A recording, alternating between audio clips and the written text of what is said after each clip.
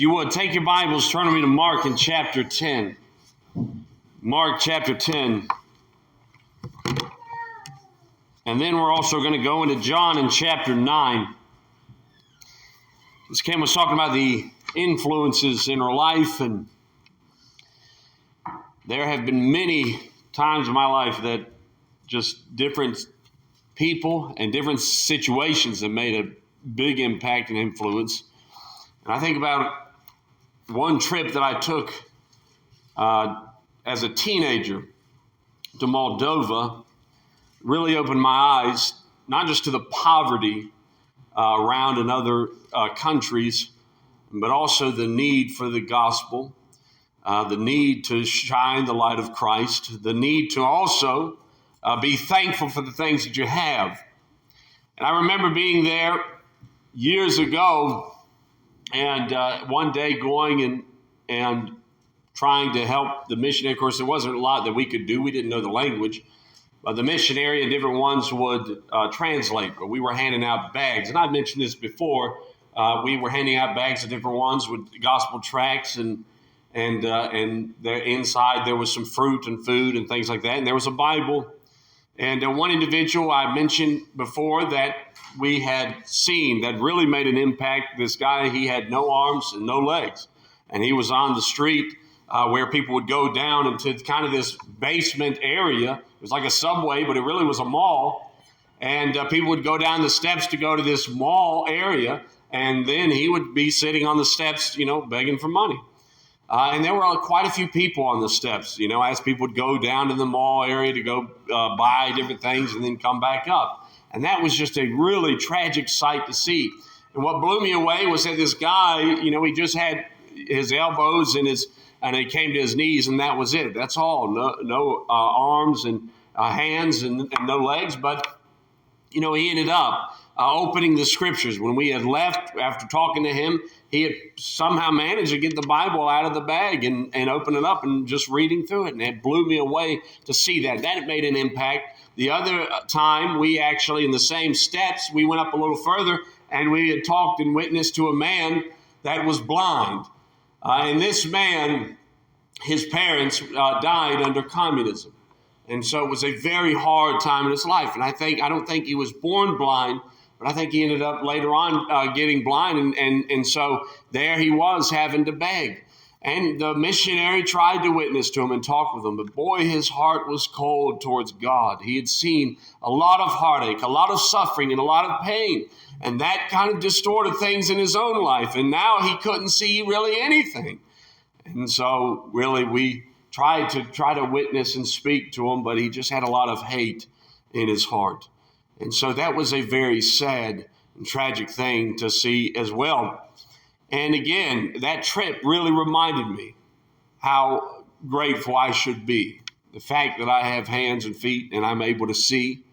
And it's sad because we lose sight of those things and we forget about those things. Well, this is what I want us to look at here. We're talking about two individuals. We're going to look at two blind individuals. And one particular story is in Mark in chapter 10 in verse 46. But I want us to notice verse 45 here because this, I think, also speaks to what will take place. Jesus, it says, even the Son of Man, Jesus said, came not to be ministered unto, but to minister and to give his life a ransom for many. That is what Christ came to do, not to be served, but to serve and to minister.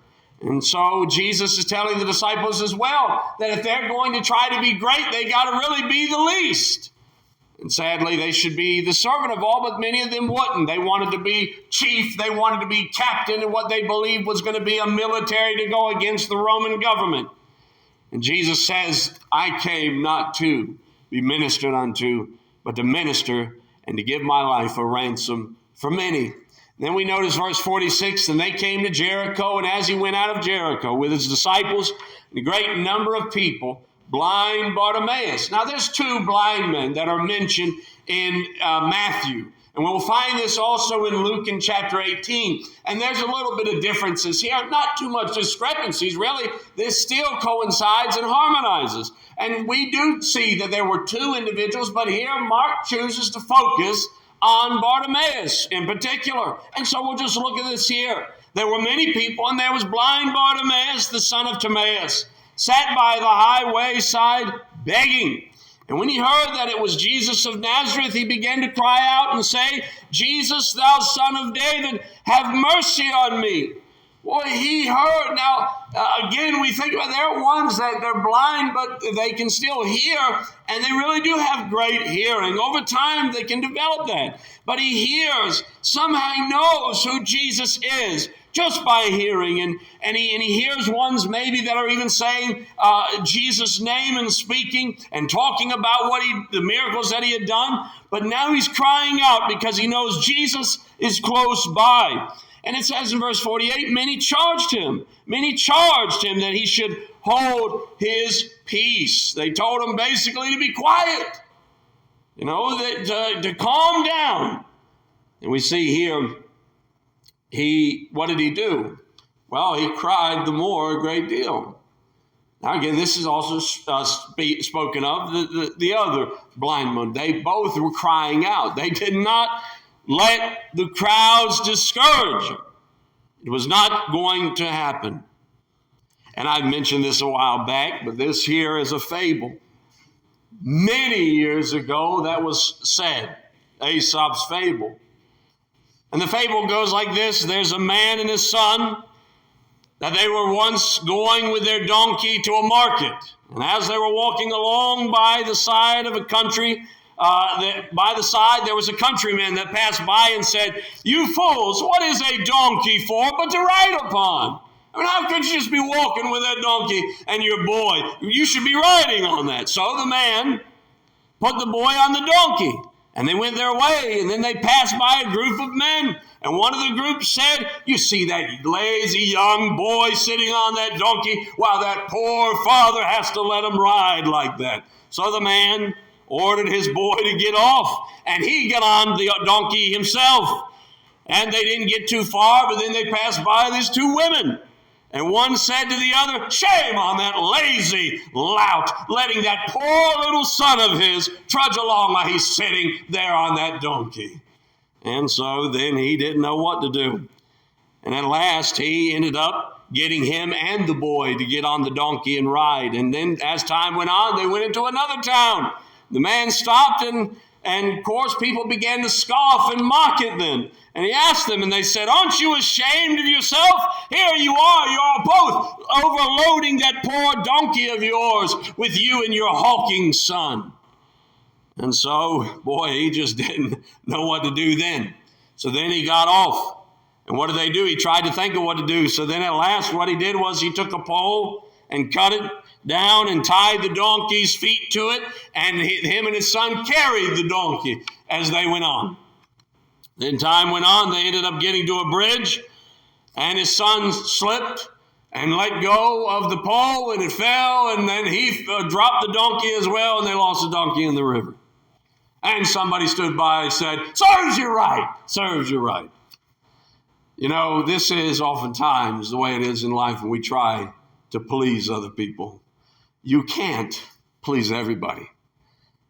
And here, this blind man, he didn't want to please anyone. He just wanted Jesus. He wasn't concerned about the crowd at all. He wasn't concerned about them telling him to be quiet and calm down and keep quiet. His main focus was simply Jesus Christ.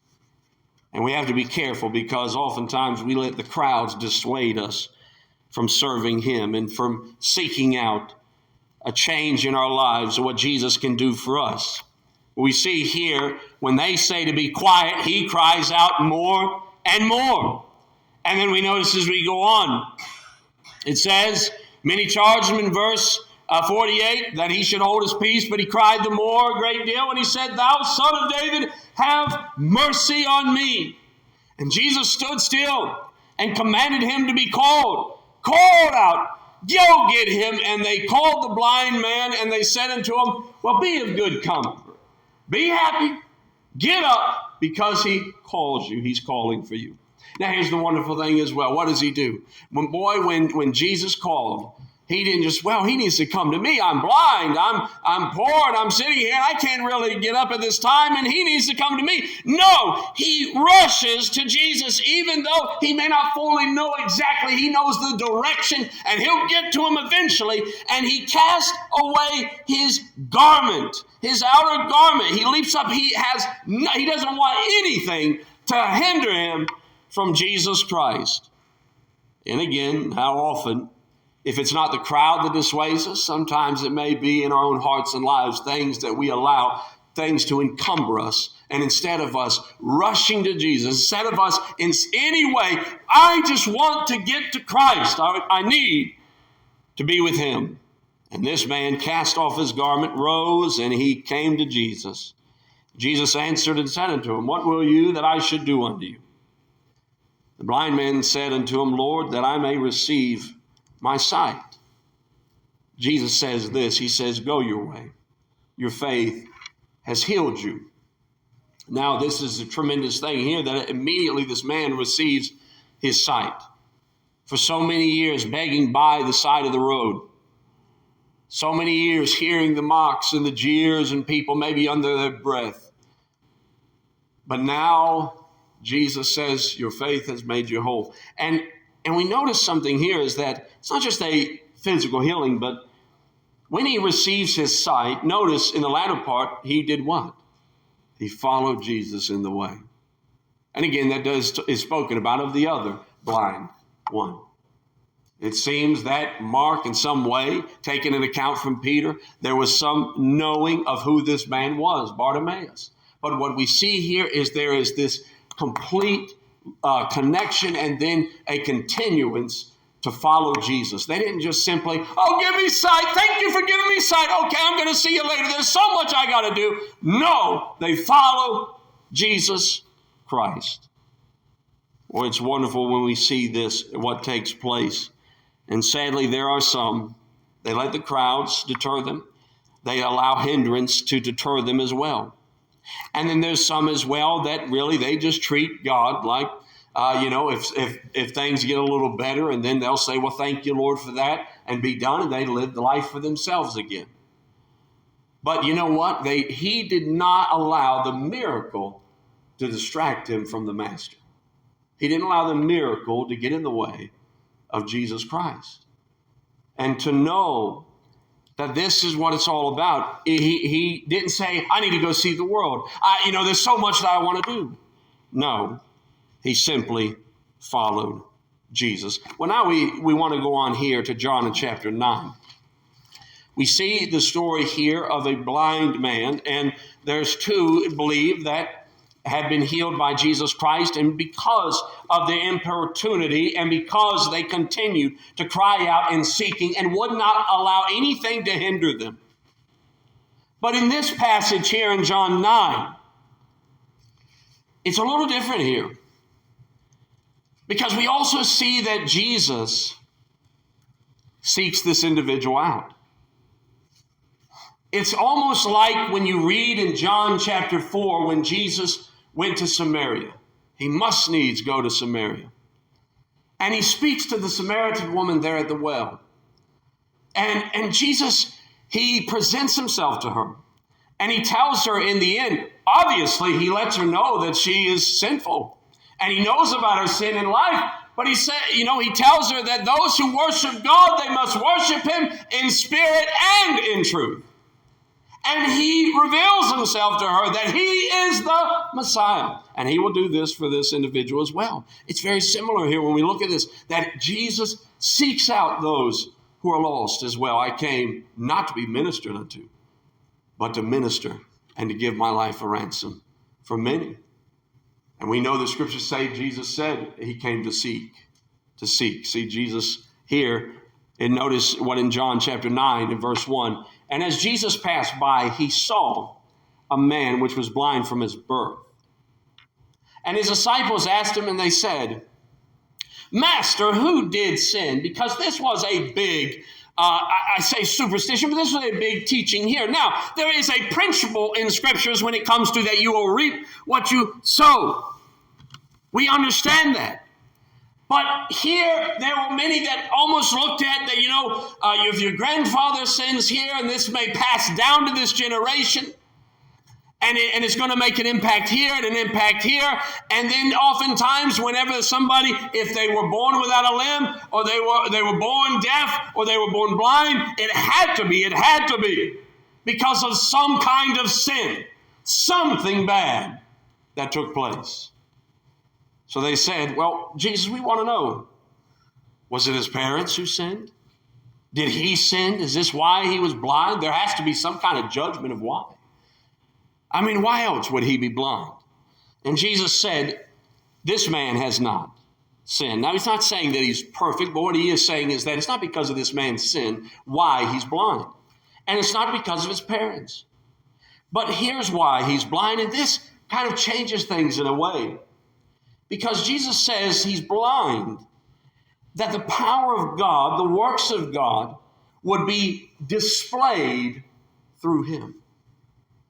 He's blind, and there is, this blindness actually is going to reveal to many people. It's going to magnify God. It's going to glorify God the Father. So now we kind of look at things a little differently. Paul said, that I went through suffering and hardship, and boy, I prayed to God 3 times that he would take this from me, the struggle. And yet he said that Jesus said, my grace is sufficient for you. And Paul said, I'm beginning to see, and I realize that the suffering and the heartache and the pain, God's using it for something far greater. And instead of saying, when we look at it, oh, you must have done something wrong, boy, you really messed up this time, didn't you? And sometimes God takes the hurt, the heartache, and the pain, and he uses that. And he's using it for his glory. And it's something that oftentimes we may not see. But this man is blind. Jesus says, no, he's blind. He's blind for the glory of God. Notice in verse 4, I must work the works of him that sent me while it is day. The night comes when no man can work. As long as I am in the world, I am the light of the world. Now again, it was coming close to the time when Christ is to be crucified. And this time for the disciples where they were going to experience great heartache and hopelessness, but it wasn't the end. We rejoice in that Jesus rose again in victory. But he says, as I'm in the world, I am the light of the world. He says in verse 6, when he had thus spoken, he spat on the ground and made clay of the spittle and anointed the eyes of the blind man with the clay. And then he tells him to go wash in the pool of Siloam, which is by interpretation sent. And he went his way, therefore, and washed, and came seeing. Now, there's a lot of speculation about why did Jesus do this? Jesus basically spit on the ground and rubbed it in some mud and then stuck it in this guy's eyes. And there's different commentators that look and they'll say, well, this here represented, and some would say, well, the person didn't have any sockets at all. They didn't have anything in their eyes, and Jesus created the eyes for him by that clay. Some would say, oh, well, it was the dust of the ground, and that's why. One of the things we do understand is that actually the Romans and the Jews both held to this kind of teaching that saliva actually had medicinal properties. In fact, somebody who fasted and then had their saliva and would rub it in their eyes. Now, I know we don't do that today, but that was really what they do. In fact, the Romans talked about it and said, every morning it's good to just get a little spit and then rub it in your eyes. Rub it in your eyes. That was something that they held on to. And it was partly superstitious as well. So Jesus does this, but he takes clay. Now, that's something nobody would do. They're not just going to take the clay and then rub it and throw some dirt in your eyes. Didn't really make too much sense. The other thing about this is that the Jews were very angry, and we'll notice this. They were very angry because Jesus did this on the Sabbath day. And it was so, again, many of them would spit and rub it in their eyes in the sense of kind of keeping their eyes clean. But on the Sabbath, you couldn't do it. No way, no how. Because then that was considered work. Let's work. Jesus does this on the Sabbath. And not only does he do it, but he actually just turns everything around, and somehow he takes mud and dirt and everything that you just wouldn't think, why would that do anything? And takes it and uses that and rubs it in the guy's eye. And then the guy goes and he tells him, wash in the pool of Siloam. And you imagine this guy here that's got this clay and this dirt and everything in his eyes like this, and the look that he would have, and trying to be led about to go to that pool. Now, again, he could have at some point said, this is ridiculous. This makes no sense. Why? I mean, if he would have just took the spittle and his healing spit and rubbed it in my eyes, he could have healed me. And Jesus could have done that, couldn't he? He could have said just one word, and the man would have been healed. But Jesus chooses something very differently, because this actually is going to make an impact, too, to the Pharisees, because of what many people believed and the superstition at that time. And Jesus was making a point, and I'm telling you what he's basically doing is he's saying, I have the power. It's not the spittle. It's not these things. It's ultimately, and again, he had the power. Even on the Sabbath, he could do this. He's the Lord of the Sabbath. So he sends this man to go to the pool of Siloam. And the man does. He has faith. He doesn't turn away. He doesn't say this doesn't make any sense. And think about it in our lives sometimes. Sometimes you may allow the crowd to deter you. Sometimes you may allow the hindrances of life and things that's encumbered in your life to say, well, it's just a little harder. It's a little inconvenience for me to follow Jesus right now.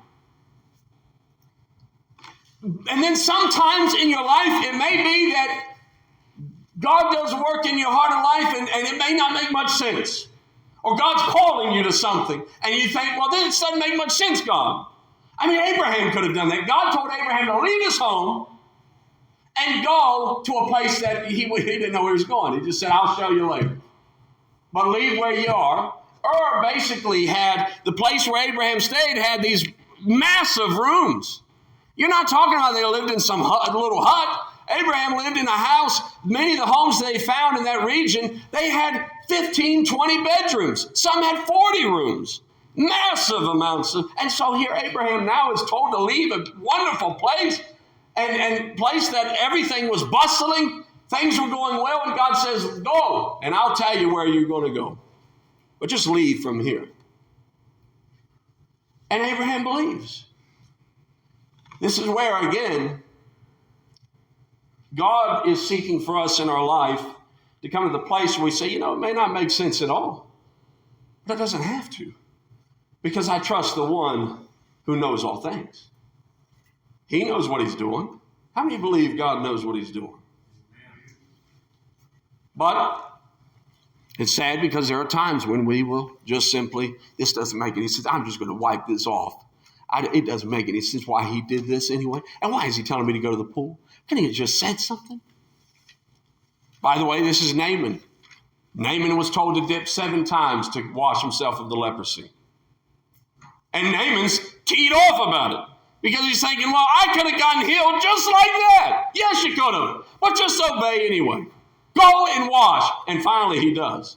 In fact, he took his servant to tell him, just go and wash. It's a simple thing. Why get angry about it? And then Naaman realized, boy, I needed this. My pride was holding me back. So this man, this blind man, goes from his birth. He goes and he washes. And what happens? He can see. He can see. It says in verse 8, the neighbors therefore, and they which before had seen him, that it was blind, said, wait a minute, isn't this the one? I mean, this man sat and begged for years. Wait a minute, isn't this the same person? Some said, maybe it was, but he's like him. He looks like him. But that guy is blind. We know he's blind. This guy can see. Can't be the same guy. And they said, well, how were your eyes open? In verse 11, he said, a man that's called Jesus made clay. And he anointed my eyes and said to me, go to the pool of Siloam and wash. And I went and washed and received my sight. Now again, this many would say, well, that doesn't make much sense. He makes mud and sticks it on your eyes and somehow you're healed? They said, where is he? He said, I don't know where he is. I don't know. It says, notice as we go on, in verse 13, they brought to the Pharisees him that was aforetime blind. And it was the Sabbath day when Jesus made the clay and opened his eyes. big, big no-no. So Jesus kind of hit at their superstition. You didn't need saliva. You could throw mud on there and still heal the man. And two, he hit at their tradition as well. Don't ever do that on the Sabbath. He's the Lord of the Sabbath. The Sabbath is not made to have all these different rules and stuff. The Sabbath is there for us to reflect on God and his goodness and to rest in the grace of God. So these are the things and why Jesus did this. But he goes to the Pharisees. The Pharisees are kind of surprised. They said, how'd you receive your sight? He said unto them in verse 15, he put clay on my eyes, and I washed, and now I see. They said, this man is not of God. Some of the Pharisees, how dare you even suggest that that's how you got healed? He doesn't keep the Sabbath. So surely that can't happen. Again, what do? We allow traditions. And we may not be the crowds, and it may not be hindrances sometimes in the life.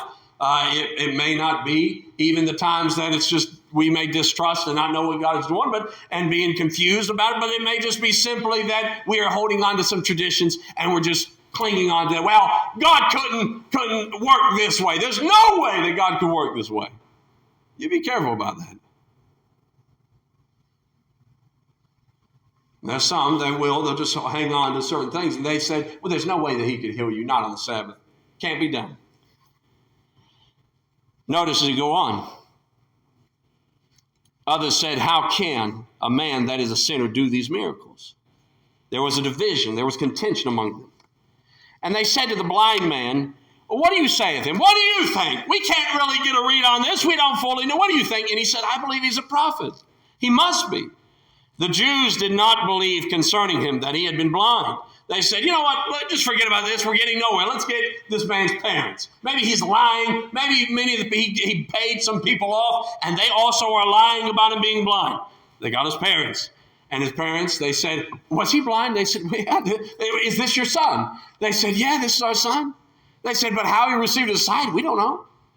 And the parents said, guess what? They're kind of scared. The parents will let crowds deter. The parents were afraid of the Pharisees. You know why? They were afraid that they might get excommunicated from the synagogue. They might get kicked out. They didn't want that. Boy, they could put shame in their family. So they said, why don't you just ask him, our son? He's old enough. Just ask him. They were scared. So then we notice in verse 23, his parents said, he is of age, ask him. Then they called the man that was blind and said, give God the praise. We know that this man, Jesus, is a sinner. After many deliberations, much talk, we finally determined the truth, and he's a sinner. Just give God the praise. And he answered, and I love this here. He said, whether he's a sinner, I don't know. He said, I just know one thing. I know that I was blind, but now I see. And this testimony,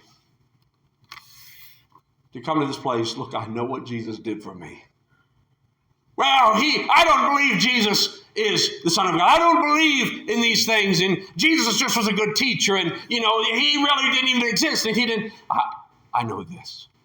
I know what he did in my heart, in my life. And I was blind, but now I see. And so then they go on to continue to question. Well, okay, wait a minute, they say in verse 26. They said, what did he do again? Won't you tell us? Come on. How did he open your eyes? I mean, you said something about clay. That didn't make any sense. Come on, it had to be that he rubbed it with some kind of, special water or something that would cleanse your eyes, and he's throwing clay in your eyes. That doesn't make much sense. And the guy, of course, at this point, he says, you can't hear? I mean, I already told you what he did. He said, do you want to be his disciples? Boy, you got to be careful of the things you say. And boy, he started kind of ruffling some feathers. Wait a minute, do you want to follow Jesus?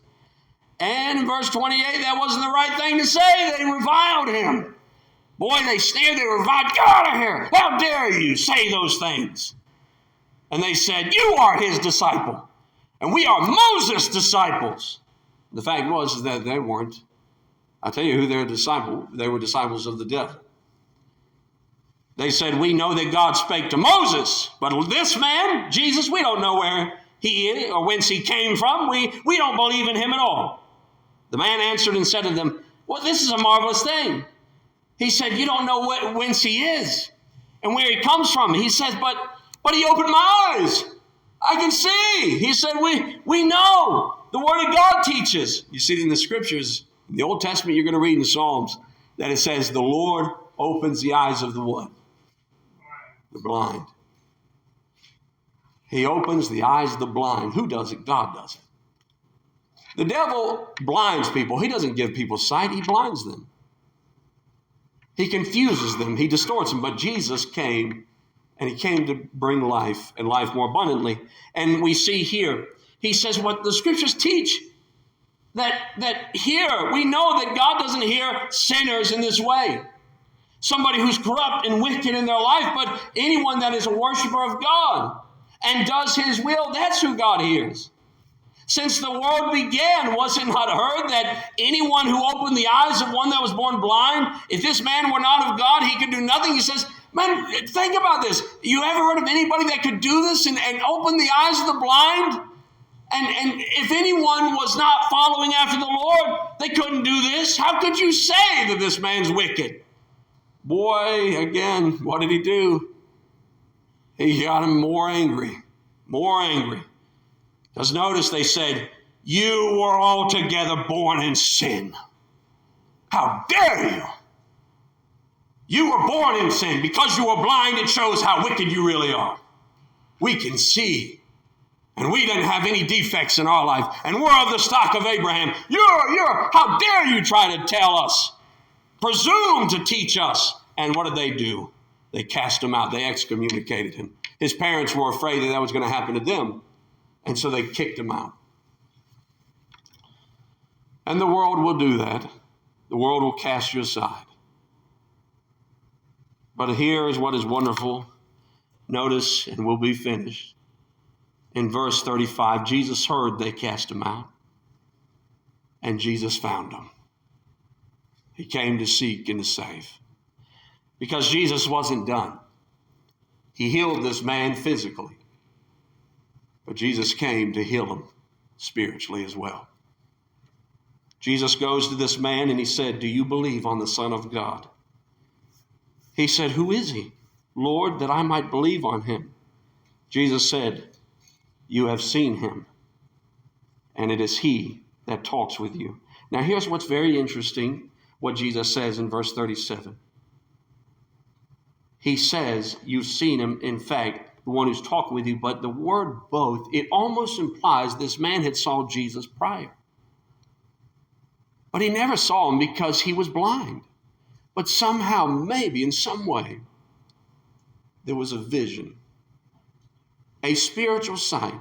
But Jesus says, you've both seen me. And he says, and you see me now, and it is me who you're talking with. I am the Son of God. And the man said, Lord, I believe. And he worshiped him. He worshiped him. And at that moment, we see there is a not just physical sight, but spiritual sight as well. And Jesus said, for judgment I've come into this world, that they which see might, or they which see not might see, and those who see might be made blind. Because there were so many that believed, hey, we're of the stock of Abraham. We have the truth. We have all these things. We have got our dots in a row. We're following all these traditions and preferences. And Jesus says, you're blind. You're blind. And notice in verse 40, and some of the Pharisees which were with him heard these words, and they said, are we blind also? And Jesus said, if you were blind, you should have no sin. The reality is that he said, he's not saying that they would be perfect, but the fact is that in their hearts and lives, there would be no hindrances. If they were truly blind and they came to the point where they needed Christ and they knew it, they could receive him gladly. But he says, because you say that you see, your sin remains. Because you're at a point in life where you say, I don't need anything. I'm good. He says, well, then you're in sin continually. And sadly, there's some people as well. They come to the place in their life where they just think they've arrived and they need nothing else. They can make it on their own. And they are so blind. because there's a spiritual sight that all of us needs. And hopefully, I believe, hopefully all of you at some point experienced that where you said, I was blind, but now I see. But now I see because of Jesus Christ. This person worshiped Jesus. The blind Bartimaeus followed Jesus, kept his eyes on him. There was one man named Bob Edens. He was blind for 51 years. Couldn't see anything. His world was just simply complete blackness of just sounds and smells. He felt his way through 5 decades of darkness. Then a skilled surgeon performed a complicated operation. The first time Bob Edens had received his sight. And what he said was this. He said, I never would have dreamed that yellow is so yellow. He said, I don't have the words. I'm amazed by yellow, but red is my favorite color. I just can't believe red. I can see the shape of the moon, and I like nothing better than seeing a jet plane flying across the sky, leaving a vapor trail. And of course, sunrises and sunsets. And at night I look at the stars in the sky and the flashing light. You could never know how wonderful everything is. I end with this. 1 John 3:2 says, Beloved, now are we the sons of God. It does not yet appear what we shall be, but we know that when he shall appear, we shall be like him, for we will see him as he is. We go through life, we begin to become blind to the things that's truly important. The devil wants us to get back to where we close our eyes and we get to the place where we don't see that spiritual side of what really matters. And one day, we're going to see things clearly. Paul says we look through a glass darkly, it's dimly, it's not perfect yet. It will be, but I hope that your life is like that Bartimaeus who doesn't allow the hindrances to keep you away from seeing Christ. Doesn't allow the crowd to keep you away from that. But you're rushing and you're sitting at his feet. You're seeking him and you're keeping your eyes on him. You're always looking to the author and the finisher of your faith, because at the end, we will see him as he is. But I hope you're already seeking to do that here and now. Well, let's pray this morning.